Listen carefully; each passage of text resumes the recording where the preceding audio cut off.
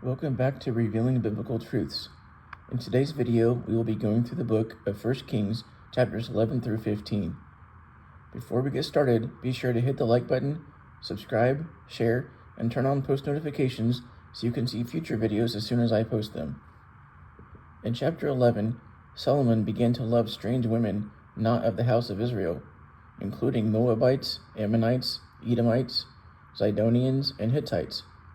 And he had 700 wives and 300 concubines, and his wives turned away his heart to follow after false gods, and his heart wasn't perfect with Yahweh. He went after Ashtoreth, who is Ishtar of the Babylonians, who we now call Easter. She was the fertility goddess, surrounded by eggs and rabbits, which is where we get the pagan Easter traditions today. She was also speculated to be the wife of Nimrod and mother of Tammuz. He also went after Milcom of the Ammonites. His name comes from Melech, meaning king, and he was worshipped through sacrifices, and in some contexts linked to child sacrifice, deity Molech. Solomon built a high place, an altar on a hill to Chemosh and Molech. Chemosh worship involved rituals like child sacrifice, and the deity was similar to Baal or Molech. His name is thought to mean destroyer or subduer. So Yahweh was angry at Solomon, who appeared to him twice, that he should not go after false gods. So Yahweh said, "Because of what you have done, I will surely take the kingdom from you and give it to your servant." So Yah stirred up an enemy to Solomon, called Hadad the Edomite. And Hadad went to Pharaoh, and was favored by him. And Pharaoh gave him a sister to his wife for a wife, and she bare him Genubath a son. And when he learned that David and Joab were dead, he said to Pharaoh to let him depart, as he wanted to fight against Israel. And there was another adversary called Rezon from Damascus, and Jeroboam from the area of Bethlehem, who was Solomon's servant, even lifted up his hand against the king. And Jeroboam was a mighty, valiant warrior.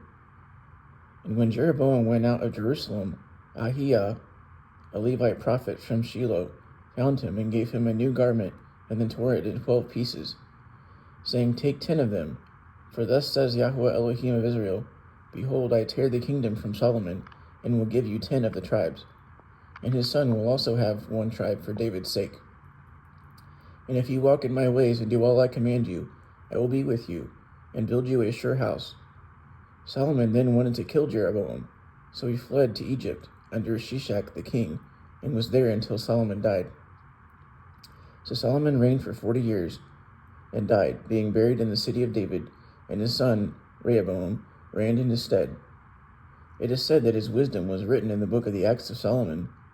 This book is considered lost or non-extant document, meaning it is no longer part of surviving biblical canon. It likely contained comprehensive records, including his administrative logs, military activities, diplomatic and architectural achievements, like the temple construction. In chapter 12, Rehoboam went to Shechem because the people were going to make him king. But when Jeroboam was still in Egypt, he heard when he went to Shechem and spoke to Rehoboam, saying, "His father made us a heavy yoke on your neck. If you will be light with us, we will serve you." So Rehoboam said, "Give me 3 days and come back." So they left. And he consulted with the elders who were with his father and asked for their advice. And they said, "If you will serve them and be good to them, they will serve you." But he didn't follow their advice, and he went to young men who grew up with him and asked for their advice instead. So they said, compared to your father's yoke, your little finger is bigger than your father's loins, and you will add to their yoke. So Jeroboam and the people came to him the 3rd day, and the king answered him roughly, and said, "I will make your yoke heavy and chastise you with scorpions."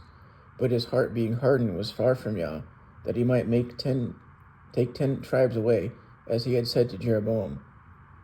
So the people disowned him and left. But Rehoboam reigned over the cities of Judah and Benjamin. And when Jeroboam was come, they called the congregation and made him king over the rest of Israel. But Rehoboam took 180,000 men to fight against the house of Israel, to take the kingdom back. But the word of Elohim came to Shemaiah, and told him to tell Rehoboam, "You will not go up and fight your brothers, for this is from me." So the warriors departed and didn't fight.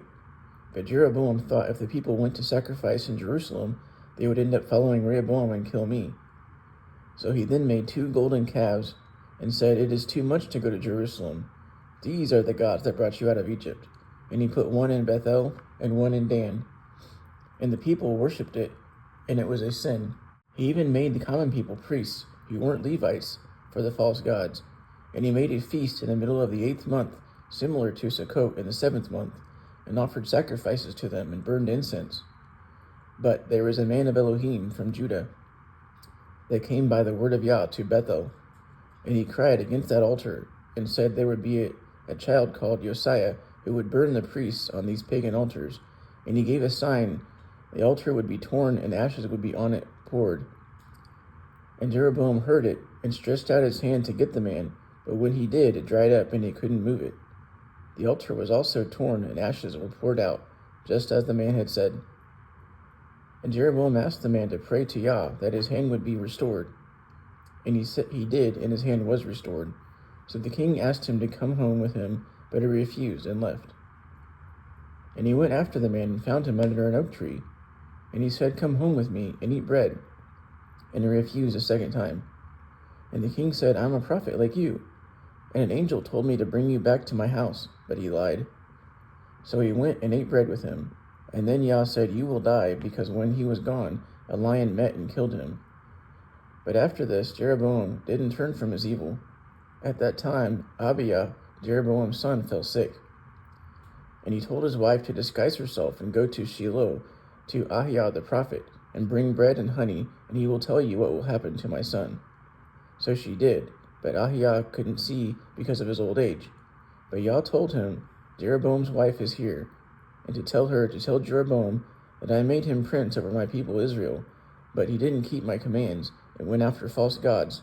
So I will bring evil upon his house, and take away the remnant of his house, and his child will die. So she left and came to Tirzah, and when she got to the doorway, the child died. And all Israel mourned for him. And Jeroboam reigned 22 years and died, and Nadab his son reigned in his stead. And Rehoboam reigned 17 years, and his mother was Naamah from Ammon. And Judah also did evil in Yah's sight, as they built high places and groves, and there were also Sodomites there, homosexuals. And after the 5th year of his reign, Shishak from Egypt went against Jerusalem, and he took away the treasures of the temple, and the king's house and shields of gold. And Rehoboam died and was buried in the city of David. And his son Abiam reigned in his stead. And he walked in all the sins of his father, and his heart was evil. And Abiam died, and Asa his son reigned in his stead. Asa reigned 41 years in Jerusalem, and Asa was a righteous king, and removed the Sodomites and the idols from the land. He even removed his mother from being queen, because she made an idol in a grove. So he took the idol and destroyed it, and burned it by the Kidron River. But he didn't remove the high places, so he wasn't perfect. And Israel went to war against Judah, and Asa made league with Ben-Hadad, king of Syria, who sent troops to Israel to help. And Asa died, and Jehoshaphat his son reigned in his stead. And Nadab the son of Jeroboam reigned in Israel for 2 years, but did evil in Yah's sight. But Baasha from Issachar conspired against him, and even Asa helped him and slew Nadab, and Baasha reigned in his stead. And it came to pass that Baasha smote all the house of Jeroboam, and left no one alive according to the prophecy. And Baasha reigned 24 years over Israel, and did evil in Yah's sight. And that ends this video. Thanks for watching, and until next time, Shalom.